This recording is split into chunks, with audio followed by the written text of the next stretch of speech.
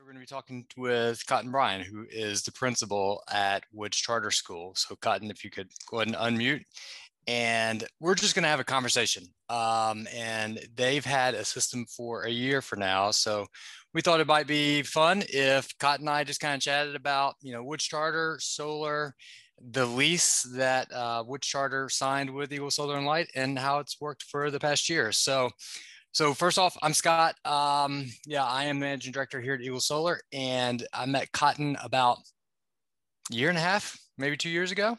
Yep.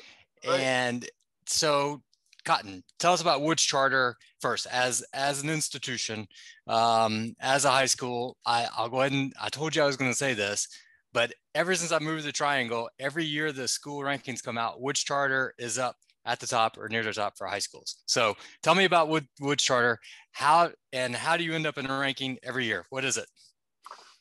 All right. Well, so Woods as an institution is an institution trying not to be an institution. So we're trying to be a public school that's a home and not feel like an institution. So we talk about, can we be a public school that operates on a human scale?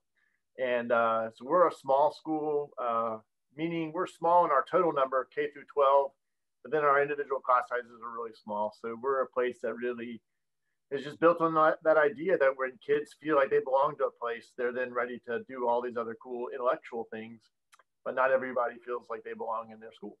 So we're really deliberate and careful about designing a place that is a second home for people, and where they feel like they can bring their whole selves and be themselves, and then get ready to go and do all the cool things that we have designed for them. And so we put a lot of work into building real community and building strong relationships between teachers and students. And so that's largely what we're about. We were started by parents who wanted to see just that. Could you build a public school, in their case, a high school, because we started in the upper grades.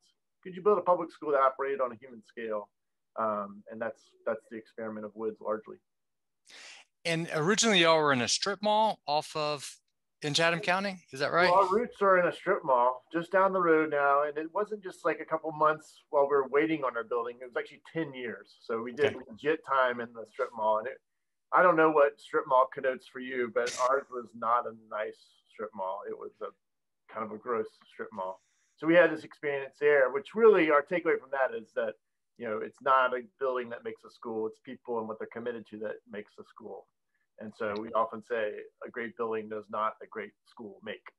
It's people. And so we had this sort of engendering experience for 10 years where we were in this really nasty setting, and we were focusing on what matters most, which is who are the people that are building the school, not the walls. Now we have a building. So 10 years in the strip mall, and then we've been about 12 years into this beautiful building where we are now. All right. So the very first, I actually didn't meet you. It was actually a guy that was with us for a while named Ian, and he was actually doing workouts in your parking lot in the mornings. Right. And it was literally, I think, the first email he sent as an Eagle Solar employee to you saying, "Hey, you've got this beautiful building. Have you thought about solar?" And I remember he told me about it. I was like, "What charter school? Okay, wait, that's familiar to me." And then we Googled you, and then I see this film of you on a roof, and you're like kind of laid back not laid back. You're like in this lounge chair, and you're talking about what a great dream for solar. And I remember looking at Ian like, "You just emailed this guy?" Like, how did you find? So tell us about your journey. Like, how did you end up on a roof? Like, what your solar journey? How did it start, and when did it start? Yeah, gotcha. Yeah, so it might be strange for me to be in a lawn chair on the roof, but it was your colleague doing burpees on my field in the pre-dawn hours. That's strange too. So Yes. it is Scott's colleagues. It was part of one of these morning fitness groups that gets up before light and does burpees and push-ups in public spaces. And so he was doing his burpees and looked up at our school and thought, I bet that's a nonprofit. And so he was right about that. Meanwhile, we have been, after we got out of the strip mall and we're in this building, and we started to ask these questions of, what does it mean to own land? And what does it mean to inhabit a building? And so when we were building the building, it was just that. Can we possibly build the dream, get a building, and have a long-term vision of our school being out of a rented space in a strip mall? But pretty quickly with students and teachers and admin, we started asking those bigger questions of just that. What does it mean to inhabit this space? And for us, that translated into looking at sustainability and looking at our own sort of version of an audit, basically, like how do you use resources in this building? So our first steps were not solar. Our first steps were less sexy than solar. It was looking at our HVAC system, which is, you know, the big bully of energy on a campus like this. Looking at the front end controls of our HVAC, and then we looked at interior and exterior lighting. Then we redid how we do recycling. Then we partnered with a local composting company. So we were working, and it was really fun because it was, you know, students have a lot of energy for this work as well as teachers. So it was a true team approach. And we switched out all the lighting over time, and we compost everything, and we recycle everything, and we have a new brain for our HVAC, and there are big savings there. That's great. But we always dreamed of solar, and if you mostly just from going up on our roof. So our school is one large building. It's a roof that has a gentle slope to it. It's a metal roof, and if you just go up there on any day that's even remotely sunny, you just realize, oh my golly, there is a great possibility, a great potential here, because it's just up there baking and shining in the sun. And so it was really just that experience of realizing, wow, it would not be hard to harness this energy. Could that be possible? So we went down several roads trying to make that happen over years and couldn't quite come up with a configuration that worked. We were close to partnering early on with a group of doctors that were sort of green leaning doctor group that wanted to harvest some of the, at that time, state tax credits and federal tax credits. And then we got a grant to do a tiny little postage stamp array. And then we were pretty close to just doing it ourselves. You know, there are companies that will work with you to sell you the equipment. And thankfully, we did not do that. But that's where we were close to when I got the call from your colleague. And he was focusing on this idea that a lot of the rebates for nonprofits from Duke go unused. And it is true that in North Carolina, all charter schools, their core entity is a 501c3 nonprofit. And so you're then eligible for these rebates. And so that's what led us to Eagle Solar and Light. Yeah. Okay, so let's talk about the rebates. I am going to show a slide in just a couple of minutes of your system. We can talk about it. But since you brought up rebates, can you tell everybody what the rebate is and how you got a rebate and then who's the rebate from? Yep. So there's and correct me if I go off task or off route on any of these, but you know, there's rebates for residential, for commercial, and for nonprofits. And I believe those residential and commercial rebates go away right the first 2 days of the year. The applications are in and they're all gone. And it's these nonprofits that sort of linger and are available or more readily available. And so for this size system, any system over 100 kW, you're eligible for up to a $75,000 rebate. So then, you know, one way to think about that from Duke Progress or Duke Energy. And so once we started down that road and got approved for the project, one way of looking at it was, here's $75,000 that's on the table, and you might choose not to go with it, but you're leaving money on the table. And so for us, that just seemed like a great way to share in the great wealth of Duke Energy and those rebates. And that, as we can talk about soon, that functions as our down payment on the lease of the system. That's right. So let's talk about the lease a little bit. So leasing became available in 2017 in North Carolina. And essentially what it is you're just renting equipment. You're leasing the equipment that is on your roof. And leasing makes sense for tax exempt orgs like yours because you can't monetize any tax benefits. So you don't have access to tax benefits, but if we lease the system to you, we can monetize those applicable tax benefits. And then you all indirectly get you all get a cheaper lease because we are monetizing those tax benefits. So that's complicated. You understand it. You had to explain it to your board. Like, I mean, I do it all the time, and now it's just kind of second nature to me. But explaining the lease is a little bit difficult. How did you approach that? Like trying to talk people through the financials of how this would work? Because people are like, wait, how are we getting a tax credit? I don't understand this. Like, yeah, how did you explain it? Yeah, that took some time. because we have a really great board, but not everyone was familiar at all with, well, no one was familiar with leasing in terms of solar energy, solar panels, and different orientations around clean energy in general on our board. And so it took months of just talking it through. And for some people, it was just seeing for most of them, it was just seeing the numbers work out. And that's where, I mean, I think you were the key player in that, and coaching and talking through that in a way that made sense for everybody.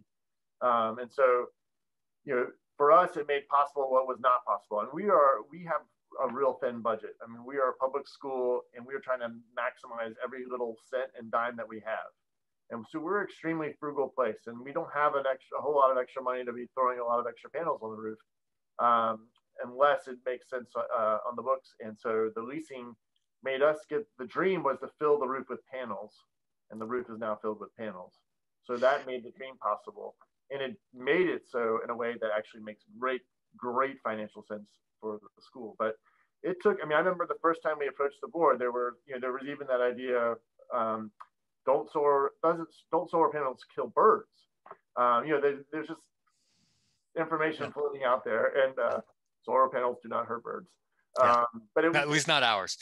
And that's out there. So I'm not criticizing. I'm just saying that it took a long walk to get to where, we joke about this, that some people saw this project as, this is what we need to do because it's good for the earth, and we have a carbon problem in this country that we need to take steps on. And then some people approach this as, you know what, we need to maximize all of our money, and this needs to make financial sense first. So some people are like, well, this is going to save us a lot of money, and oh, by the way, it's good for the earth. And some of our board members were, this is good for the earth, and oh, by the way, it's going to save us a lot of money.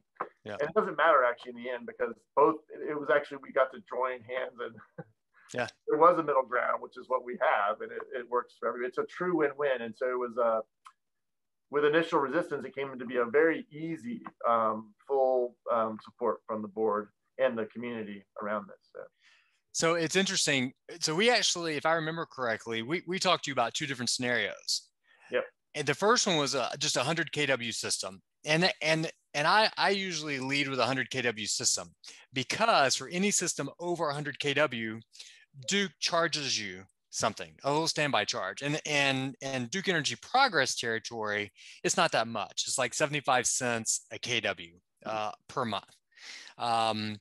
But again, because I know you are focused on financials, I thought, well, the 100 kW makes sense. But you were like, no, we need to go big. If we've got this roof, we should do it. So can you talk a little bit about that, and like the 100 kW system versus the larger system? Like what was your rationale on that? Yeah, that was tricky for us. We labeled it as, are we going to maximize the rebate or maximize the roof? Maximize the rebate means if you do a 100 kW system, you get the full $75,000. And we were leaning that direction. But when we started looking long term of what this could mean for our savings long term, that's where it was more enticing to go with maximizing the roof, both in terms of the carbon benefit side and in terms of the money saved over time. As a school, we are necessarily so immediately focused on so much that we do. I mean, a kid could come into the principal's office at any minute with things that kids do that land them in the principal's office. So when we have the chance to look long term, it just feels like honey, it's sweet. And so this was a chance for us to look out down the road 25 years for our school's health and life, financial life over time. And that's where it was really just more enticing to go, if we could do it, to maximize the roof. So that's why we have a 276 kW system and not just 100 kW. All right, let's look at that system. So I'm going to fumble around and share my screen. You're supposed to whistle now. Hold on. Where is it? All right, here it is. Never mind. Don't whistle. I got it. All right, can you see that? Can you see your system? I got it. All right, there it is. Now, all right, I'm gonna have to move my screen over here. Look at that. That's a big 276 kW system on 3 roofs. So can you tell us a little bit about it? Yeah, and I realized that you and I were referencing my being on the roof with a lawn chair. We didn't actually provide context for that. So when the school was celebrating its 20th birthday, or I went on the roof and filmed a video where I'm in a suit and a lawn chair with cucumbers over my eyes, as if I'm sort of sunbathing. But I talk about how I'm dreaming of solar energy. So we were inviting people for the 20th anniversary birthday of the school to buy a panel. Families could buy a panel, and so that was our initial push for this. And so that's the roof right there. We are one school under one roof. It looks like three there, but all these three parts are connected, and that's our school right there. It's a two-story, 68,000 square foot building, and again, you can see that there's a gentle slope to those roofs, but you actually don't see them from the street. And so there they are baking in the sun, and so we just had this dream of filling them up, and so that's what you see there. And then that far, the roof on the top, that was, the engineering for that was slightly different, and we weren't able to structurally fill that up with panels. So that was really, to me, the only bummer of the whole project. Is that the gym? No, the gym is on this side. Okay. The gym is the largest grouping, and so it's just the fact that the bottom building and the middle building have large open spaces and less hanging on that roof, as I understand it. And of course, the far top building could support solar panels because they don't weigh that much. But in terms of the engineering world, they need, certain numbers to match to sign off on it. And that's what we could get away with. So that's what we have. That's our school. Yeah, that's right. So 864 panels. You did get the $75,000 rebate. How long did it take you to get the rebate from the time we finished? How long was it? Do you remember? It came within a couple of weeks. It was that's quick. Okay. Yeah, it was for us. It was key. We could have managed anyway, but we finished the system in the end of May, and I really wanted that check before our fiscal year closed. If it went into the next fiscal year, it would be fine. It was just a cleaner story if it fit within this. So that is, Woods had to write a check and float $75,000 for 6 to 8 months. But then once the project was done and Duke inspected, then that check, I think, was 3 weeks later. I think. Gotcha. Yeah. Good. All right. So we modeled 336, that this system would produce 336, almost 337,000 kilowatt hours. So I'm going to move my screen again. We guaranteed you, meaning there's a production guarantee. I mean, when I say I guarantee you, it sounds kind of salesy, but actually it's written in the lease that, your system is going to produce X amount. And in this case, we said that if your system doesn't produce 286,374 kilowatt hours, we're going to pay you the difference. And I think we pay you actually what you pay. And I believe you're on medium general service, so it's probably 7.3 cents a kilowatt hour. Mm-hmm. So I'm happy to report that we did meet the minimum guaranteed production yesterday with about 22 days to spare. So I did some math. I did Auburn math, which may not be the correct math, but I did math. I'm estimating you're going to be at 310,000 by the end. So that's a good question. And I'm sure, our folks are wondering, well, why didn't you meet the estimated annual production? So let me tell you a little bit about the annual production. So this is really based on 30 years worth of weather data. And it's also based on the equipment, that the equipment is functioning 100% all the time. And if we look at the next slide, this is the monitoring software. So you all have SMA inverters. That's the manufacturer. The SMA inverter provides the monitoring platform, and you have access to this. Obviously, it's actually in your foyer, your lobby, and we track the production of the system with this monitoring. So we started this. I checked. I think we commissioned it on June 2nd. And so I was hoping that it was like June 15th, but it wasn't.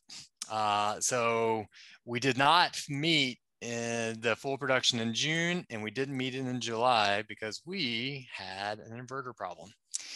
And it took us about 2 months. We had a young man working for us by the name of Gunnar. I don't know how many times Gunnar went out there. Gunnar must have gone out there like 6 or 7 times trying to figure out what it is. And I don't remember exactly what it was. Do you remember what it was? No, I don't remember it. Yeah. But something happened, but then something clicked. And he would spend hours on the phone with the tech folks, and then finally we changed some settings, or maybe we replaced the one of the boards inside the inverter.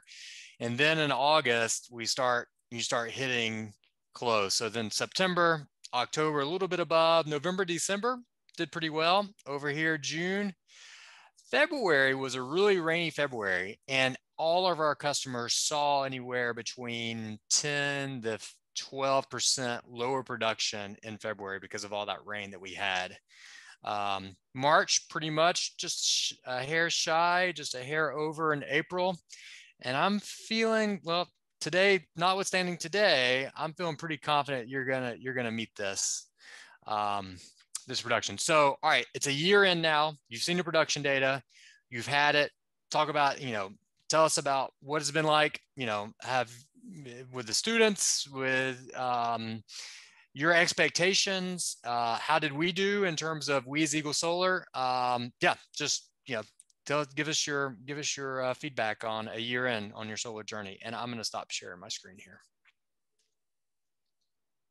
Yeah. So, and just not without being redundant, but just a flashback to one thing you started with here was that guaranteed minimum production. That was really key for our board. As you're gaining trust with a new company, a new partnership, and we were paying attention to all of your forecasting and predictions of generation.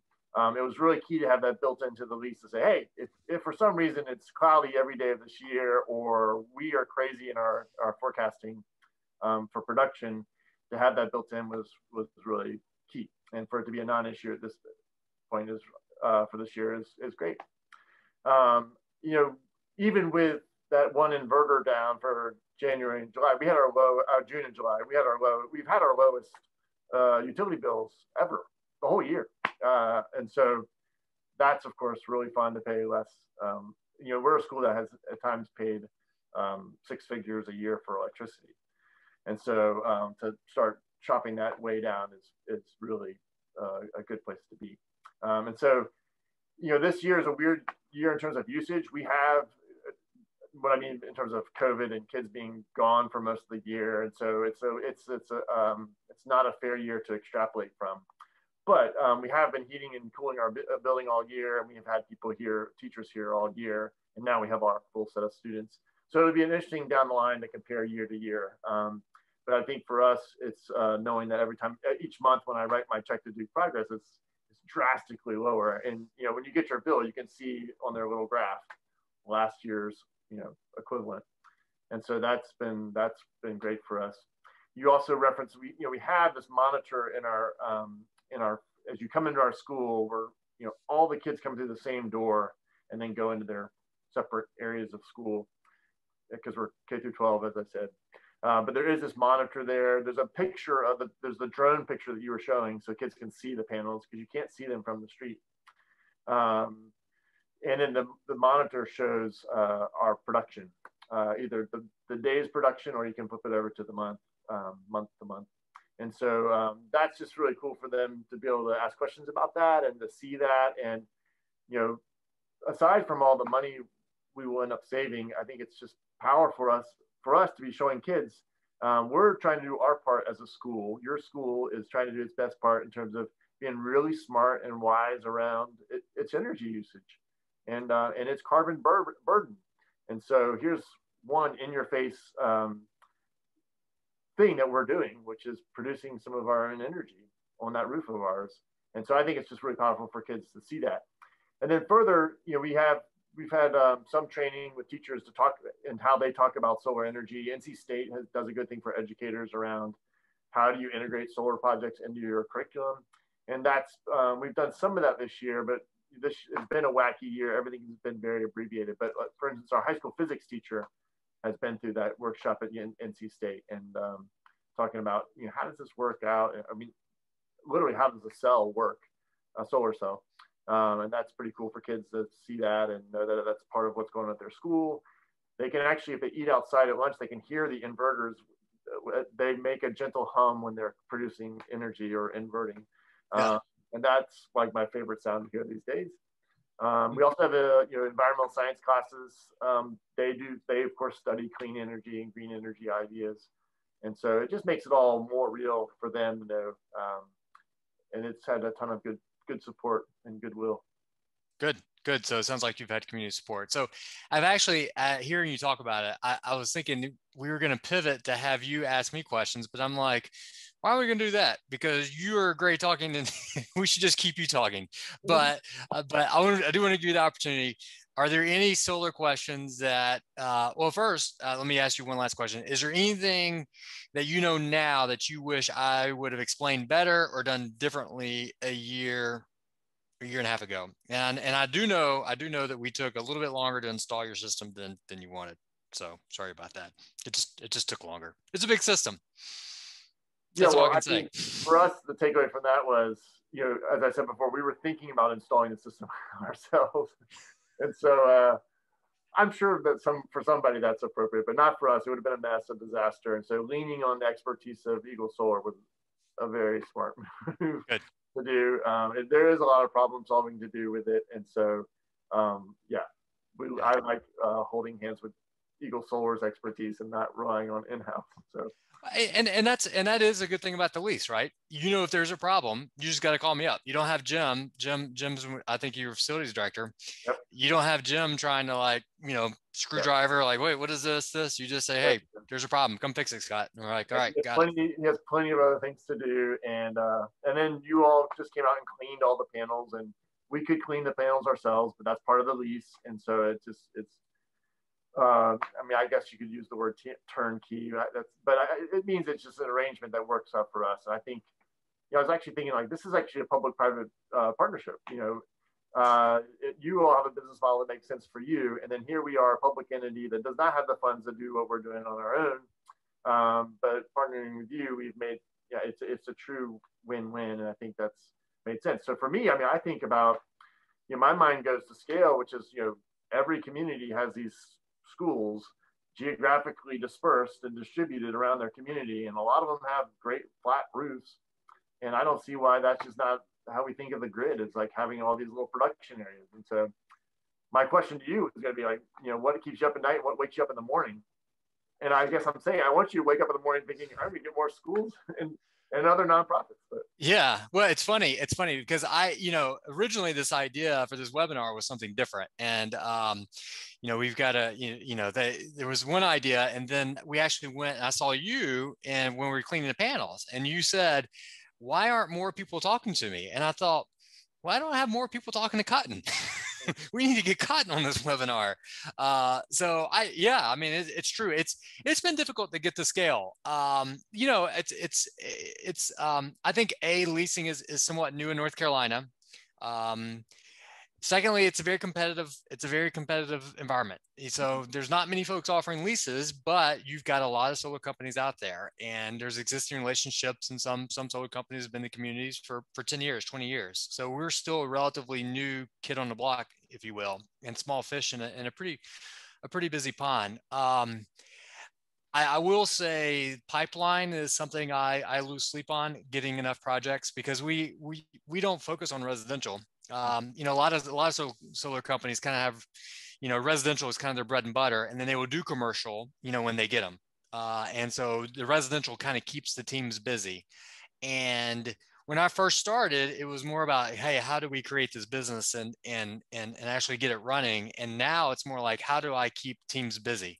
And that's really a pipeline. And I'm trying, and you've got due process that can take, sometimes it takes 3 months, sometimes it takes 6 months, and keeping the team busy. So that's probably the thing that keeps me up a lot, is keeping the team busy. I would say the second thing is I feel, I'm relatively new to the private sector world. I like to do what I say. And if something is not meeting my expectation, I get antsy. Like, your inverter is not working for 2 months, just like gets me like, all right, what's going on? Fix it. How do we fix it? I'm not a technical person. Easy for me to say, go fix it. And I'm like, wait, righty tighty, leftly loosely. I can't fix anything.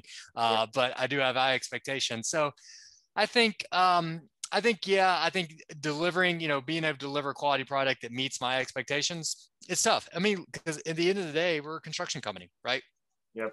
we're just constructing stuff. We're constructing cool stuff. We're putting power plants on people's roof, but at the end of the day, it's construction. And in construction, things can go great, things can go wrong.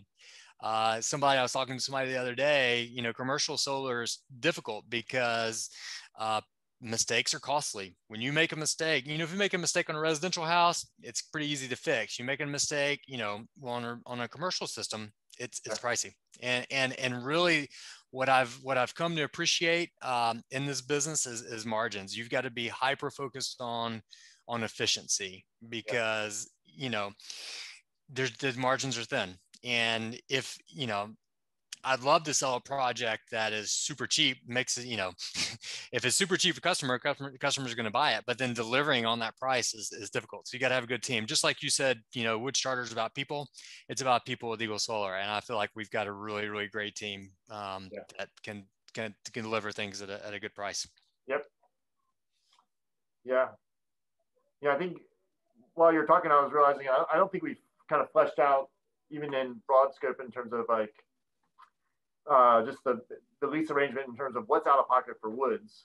Oh, that's right. Please. Yes. And I think that's important just to think about it in terms of, this is a cash flow positive year one on experience for us. And so even just the bare bones of that, we did have to write a check to Eagle Solar for $75,000, and we floated that until Duke then gave us the check. So that was all within the same fiscal year.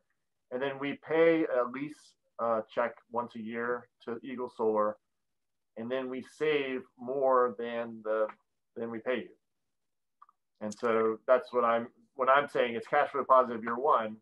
That is true. And for each of the 5 years, that's our projection, is that each year we will write this lease check, yes, but then our bills will be that much lower. And so it's pretty close to even actually those first 5 years, but it looks like it's going to be cash flow positive. And then our plan is we would like to purchase the system at a much lower price at that point after 5 years. And so when as I said earlier, we're always thinking long term. And then when you project it out 25 years, you're talking about hundreds and hundreds of thousands of dollars of savings over the life of those panels. That's right. I think there was a slide on your boards, like, what is it going to cost you if you don't do it, if you don't move forward? Because ultimately you're going to pay the money. It's either going to be to Duke or you're investing in the power plant. So that's what it boils down to. So you're one of the few leases, actually 5 years. Most of our leases these days are at least 10, if not 15. And most of our new customers are opting for 20-year leases. Oh, wow. Okay. Yeah.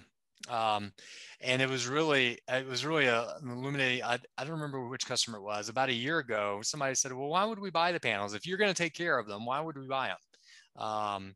Over the course. So, and it really just comes down to, what you want to maximize. If you want to maximize your savings, you want to buy it at some point. So you don't have that lease payment. But for some that kind of think of the easy button, well, it's not costing me, I'm still saving money and it's not costing me that much. I don't have to worry about it. Let me hit the easy button. So each institution is going to approach it just a little bit different. Yep. Yeah.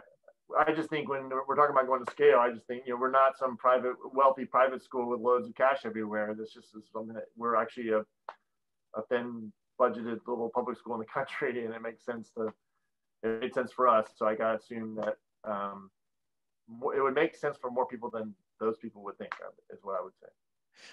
Hey, let's talk about net metering for a second. So, how do you describe net metering to people? When people ask you, so what happens? How do you talk about it?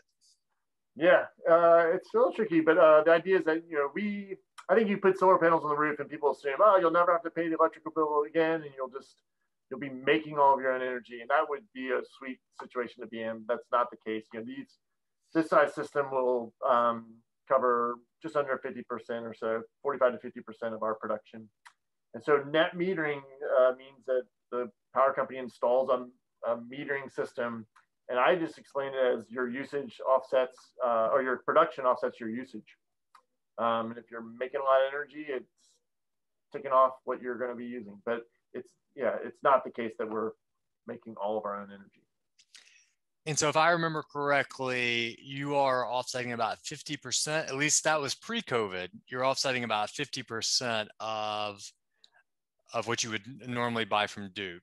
It'd be a little bit higher now, since you might have a little bit usage. Do you happen to know that offhand? Maybe I should. Yeah, Maybe I should. this year's not fair because, like I was saying, like we've had people here. We've been heating and cooling our building. We have our lights on, and so um, it's going to be its own unique year, as we all know. Well, I guess the big question is like with net metering, Duke wipes your credits in June. Yep. And are you going to have a lot of credits? Well, I don't think you are. Yeah. Like, no, you're not going to have any credits wiped, are you? So that's good. So you're not giving free energy to Duke. I mean, we're all about being, generous, but yeah.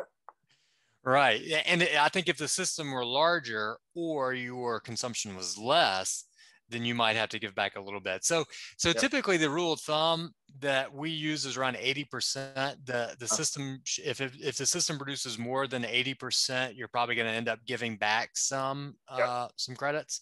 Mm-hmm. It might be lower, it might be 75, but it just depends. And like I said, this is a crazy year when, even with new customers, you have this perennial, like, what do I give you COVID bills or I give you pre-COVID bills? What? And it's, it's kind of hard to say. Mm-hmm. It's difficult to say. So with that, I know there might be some questions with the audience. I'm going to save my young adult literature question for you. Do you have any other questions for me before we open it up? No, let's see what people want to talk about. Yeah. All right, I have my eyes on the chat. Can you see the chat? All right, so James Cantor asks, how big system? 276 kW.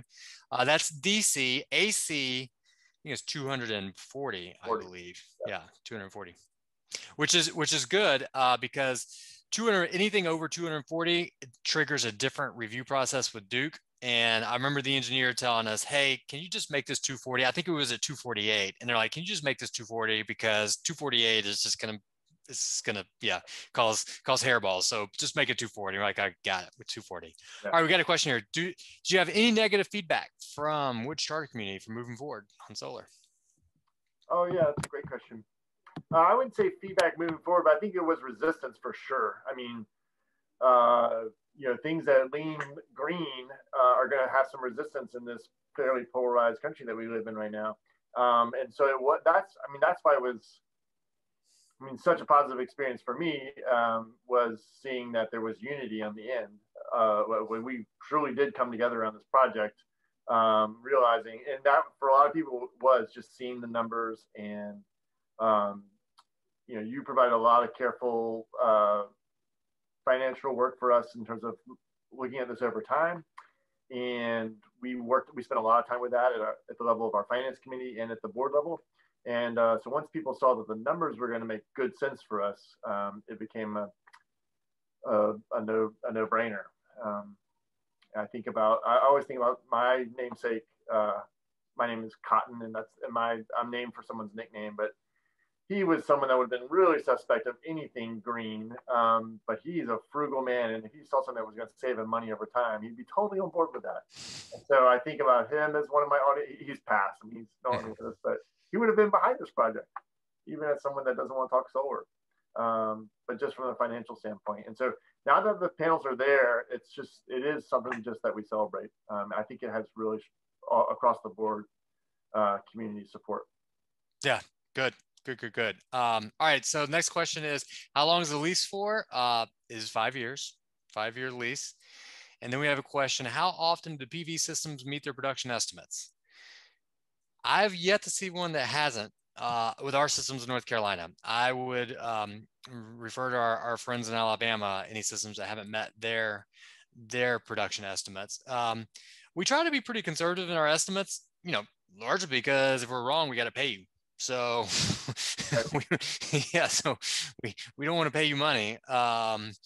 So we try to be conservative, but again, it's based on 30 years worth of weather data. And so sometimes, if you've got a flat roof, it's going to produce, and it's really just dependent on sunny weather. Now, if you've got shading, that makes it tricky, and it's kind of hard to get precise when you've got shading. So we definitely discount for shading, and the software does it automatically if you've got shading. But is it 100%? I mean, I tell Laura, who works with us, I mean, it is science because you are crunching data but it's kind of guessing as well. It's kind of like weather predicting. But so far, I would say, yeah, we've met the estimates. Hey, one thing, Cotton, and I remember somebody told me good lawyers never ask questions they don't know the answer to. So I probably shouldn't ask you this question, but I'm gonna ask you No, anyways. you're not a lawyer. No, I'm not a lawyer. Um, I think it was helpful, and you're one of our first big clients. I think it was helpful that people like Michael Churchman, who is in Alabama, he actually came up and met with you. And I believe you met with Sam, who founded so it was more than just me and Ian, the guy doing burpees in your field. So you met a group of us. Was that helpful? Did that kind of give you a sense of who we are as a company? Yeah, big time. I think because I'm sort of fascinated with this question of who do you trust and why, whether that's in your personal life or in this case a business relationship. And I think it was helpful. The first people that we talked to were you and Ian, and both of you inspired a lot of trust. And it was true that when we met the folks from Alabama, that was just bolstering what we were sensing. And so, as a school that depends on people that we can trust, that's the name of our game. And then at each little point on our path, we were meeting people that exuded trust and confidence, and that helped us a lot because this was a scary venture for me to push this before my board, and Yeah. and uh, and I at times remember thinking, I'm trusting you, Scott. Yeah. Yeah. I remember you uh, saying that. Yeah. and I I, remember you saying that. Yeah. another thing that helped bolster that, one of your other projects in Asheville, just talking to those folks, that inspired a lot of trust. There's a private school there that where Eagle Solar and Light did an installation, and the CFO for that school had been in Massachusetts where he had done solar deals like this a lot. And so one of our early contacts was just talking with him as one of your customers. And he also inspired a lot of trust, and had been around the block several times. But this was his first go in North Carolina. And so that was extremely helpful for us. So. Yeah. And that dynamic of, I've noticed that, like, usually we have a POC with an institution. For you, it was you and Jim, and then you did a lot of the talking with the board, and I've seen that dynamic where you're carrying that message for on behalf of Eagle Solar, Right. and you really do have to have trust in our numbers, and we've got to give you confidence to be able to go out and do it. And that's been, I think that's been them for all of our POCs. Our POCs, they've really got to understand. So I've got to really make sure they understand. So when they go to the decision makers, they're, representing, what, so everyone can make an informed decision. And I see that. I mean, they're Mary Tiger in Owassa, which is the Orange Water Sewer Authority. They're one of our customers. Same Yeah. thing. And she said something very similar to you did. Is like, Scott, I'm trusting you on this. Don't let me down, because it's her credibility going to her board, and it's your credibility going to the board. Right. So yeah, it's interesting. I mean, I never knew how much, in the government, I don't know. I'd never thought about it at this level, but it is really interesting to see how this plays. All right. So we've got a quick question, a tiny home village. Actually, I've been here, from Thava. It's called, what is it called? It's a UNC Health partnership, and they're building small homes, and it's like right down the street from you. It's on Penny Lane. Yeah, it's called Penny Lane. It's a Beatles song. Yes. So yes, Farm at Penny Lane. Thank you, Thava. Yeah. Yeah, just right down. So yes, we can. We can work on a small little farm to power all the homes. We could do rooftop as well. If you're a nonprofit, we can definitely do the lease. Another potential customer close to you all is Galloway Ridge that we've been talking with for about a year. So I think Galloway Ridge, if they haven't called you, they probably will be calling you. So Yeah, I James. know Mhm. Thava, but Thava, I definitely know what he's up to, and that's super inspiring, his work. And if he ever wanted to come visit and stand on the roof with me, I would be happy to do that. Neat, neat, neat, neat. So James Cantor has mentioned North Carolina Interfaith Power and Light. Do you know Susanna Cotton? Have you met Susanna Tuttle? So, All right, she's Chapel Hill. She is the executive director of Interfaith Power and Light, and they work with a lot of faith communities, yeah. and they've introduced us to a number of churches. and you know, they also introduce other companies. There's other solar companies that they introduce companies. So it's not just us, but they're really inspired by this notion of creation care, and this idea that faith communities can demonstrate their commitment to creation care through solar and through other things that you mentioned. Like I think Interfaith Power and Light, they do power audits or audits, energy audits, Yep. To help faith communities identify ways they can cut costs, because as you know, the cheapest kilowatt hour is the one you don't need. Right. So definitely doing like efficiency is definitely your first step. And I usually try to remember to tell folks, before you go with solar, make sure you do LEDs and you do HVAC, things like that. Yeah. Okay. Well, that looks like that's about the end. I actually went a little bit longer than I thought, but yeah, an hour 45. And just for everyone, just tell you what we're doing right now. We just finished an installation at Temple Beth Orr in Raleigh. That is a 91 kW system, REC panels, just like yours, Cotton, except a newer model. And we hope to have that inspected on Monday. Then they can get their meter swapped out. Oh, we didn't talk about that, but basically after it's inspected by the authority, the local authority having jurisdiction, Duke comes out and swaps your meter. Do you remember when they did that? Did they tell you they were swapping the meter? Yeah, I can't remember. It did. And I was all scared of it because I thought we were going to not be able to have power for days, and it ended up being a total non-event. So. Okay, so it was pretty quick. I mean, they just pull out something and yeah, just put it back in. So Temple Beth Orr will have that scheduled hopefully next couple of weeks. Our team right now is in Asheville. They are installing another system at Carolina Day School that you met.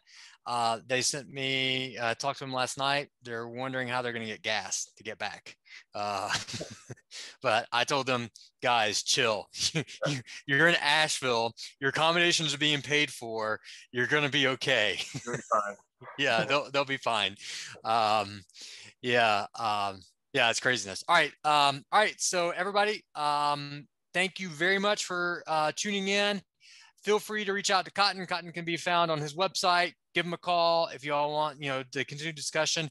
Reach out to us. Happy to chat. We're going to record this. We're going to send it to everybody and their sister and their brother. And so, Cotton, you and I, maybe we're going to be in National Archives. I don't know. We're going to send to a bunch of people. So everyone, thank you very much. And appreciate your time, Cotton. You bet. I enjoyed it. Thank y'all. Thank y'all. All right. Bye-bye.